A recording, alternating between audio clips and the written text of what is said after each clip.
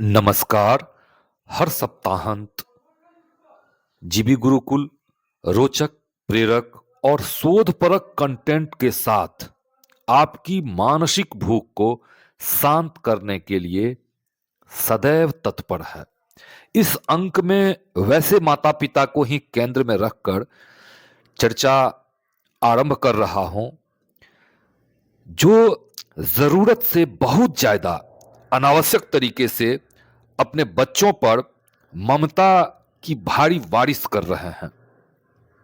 बच्चों का नर्चरिंग या पालन पोषण हमें किस प्रकार करना चाहिए, इसका उत्तर जानने के लिए इस बार बॉलीवुड के दो महानायकों के जीवन के पन्ने पलटकर देखते हैं।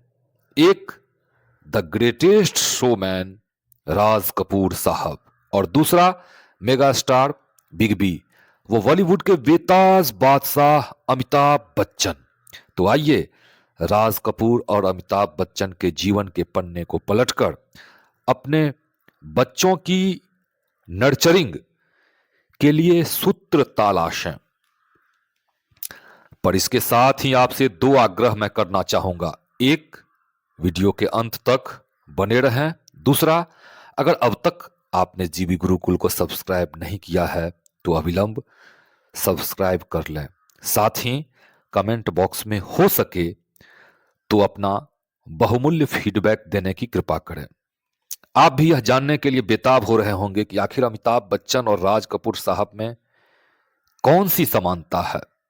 अगर दोनों के जीवन का सूक्ष्म अवलोकन हम करते हैं तब पाते हैं कि दोनों के जीवन में तीन समानताएं समान रूप से है। पहला, दोनों का जीवन धनाढ्य और कुलीन परिवार में हुआ। दूसरा, दोनों महानायकों के पिता राज कपूर और हरिवंश राय बच्चन अपने अपने बेटे को गुलाब की सेज पर सुलाने के बजाय कटीले, रपटीले और संघर्षपूर्ण राह पर स्वयं से चलने के लिए प्रेरित किए। और तीसरा, दोनों के पिता ने कभी भी अपने बेटे के लिए किसी प्रकार की सिफारिश की वैसाखी तैयार नहीं की।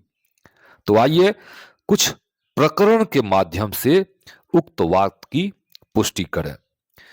पृथ्वीराज कपूर और हरिवंश राय बच्चन ने अपने अपने बेटे राज कपूर और अमिताभ बच्चन को देश के सबसे अच्छे स्कूल में पढ़ने की व्यवस्था की। पृथ्वीराज कपूर ने एक और राज कपूर को मुंबई के प्रतिष्ठित सेंट जेवियर स्कूल में पढ़ाई की व्यवस्था की। वहीं दूसरी ओर हरिवंश राय बच्चन ने उस समय भारत के सबसे विख्यात स्कूल में अमिताभ बच्चन का नामांकन करवाया। अमिताभ ने नैनीताल के शेरवुड कॉलेज से अपनी स्कूलिंग की। शेरवुड के बाद अमिताभ डीयू के किरोड़ीमल कॉलेज से उच्चतर शिक्षा प्राप्त की।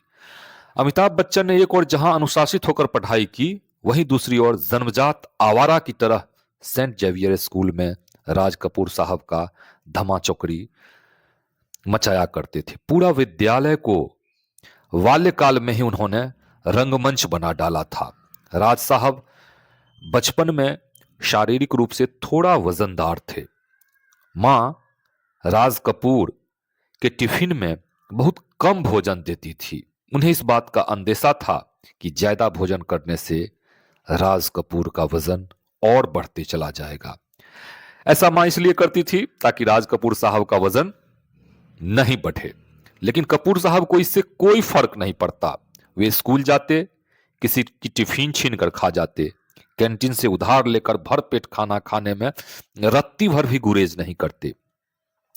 इस जन्मजात अभिनेता की आवारगी से पूरा विद्यालय परेशान रहा करता था। 6 साल के बाल्यकाल में एक स्कूली नाटक में जोश में आकर मंच पर राज कपूर साहब चढ़ गए और एक ही डायलॉग को फटाफट 2 बार बोल गए।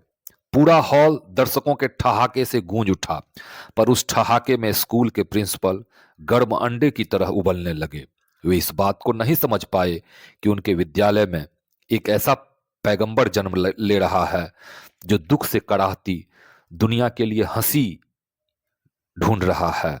हंसने और हंसाने वाला ऐसा मजहब ला रहा है जिसमें रत्ती भर भी अंतर विरोध नहीं है। इस प्रसंग को आगे विस्तार दें इससे पूर्व आइए मेरे साथ राज कपूर साहब के गीत को गुनगुना लें। हिंदू न मुस्लिम, पूरब न पश्चिम, मजहब है अपना, हंसना हंसाना, कहता है जोकर सारा जमाना, आधी हकीकत आधा फसाना। खैर, सेंट जेवियर्स ने राज कपूर को अंततः आवारा घोषित कर दिया। मैट्रिक परीक्षा का फॉर्म भरने की इजाजत राज कपूर की आवारगी के कारण नहीं दी जा रही थी। स्कूल में आवारा जैसे व्यवहार करने वाले राज साहब के प्रति वक्त दृष्टि रखने वाले प्रिंसिपल साहब शायद यह नहीं जान पाए कि यह लड़का आगे चलकर पूरी दुनिया को आवारा बना देगा। महान चीनी नेता माओ त्से तुंग और पहली बार भारत आने वाले रूस के शासनाध्यक्ष बुल्गेनिन भी सगर्व अपने आप को आवारा कहा करते थे। देश के पहले विद्वान प्रधानमंत्री पंडित जवाहरलाल नेहरू बहुत गहन होमवर्क करके बुल्गेनिन के साथ एक बार शिखर वार्ता करने बैठे। वे अपनी बात कुशलतापूर्वक कहने लगे। इस पर बुल्गेनिन मुस्कुराए। नेहरू जी को लगा कि वो अपनी रणनीति में कामयाब हो गए, पर यह क्या, बुल्गेनिन ने राज साहब के गीत को गुनगुनाना आरंभ कर दिया। आवारा हूं या गर्दिश में हूं, आसमान का तारा हूं, आवारा हूं। पंडित नेहरू यह देखकर हतप्रभ थे कि किस प्रकार राज कपूर ने बुल्गेनिन के मस्तिष्क को हिप्नोटाइज कर दिया है। बुल्गेनिन कहे जा रहे थे, यस पंडित नेहरू, मैं भी आवारा हूं। Yes, I am also vagabond. The great showman Raj Kapoor ने पूरी दुनिया को आवारा बना दिया। उन दिनों एक ट्रेंड चल पड़ा था, गर्व से कहो हम आवारा हैं। सेंट जेवियर्स की बकदृष्टि के कारण राज कपूर भले ही आगे की पढ़ाई जारी नहीं रख पाए। अच्छा हुआ कि सेंट जेवियर्स ने राज कपूर साहब की शिक्षा पर विराम चिन्ह लगाने का काम किया। अगर राज साहब किताबी कीड़ा बनते तो हिंदी फिल्म और पूरी दुनिया इस अद्भुत आवारा का दिग्दर्शन करने से वंचित रह जाती।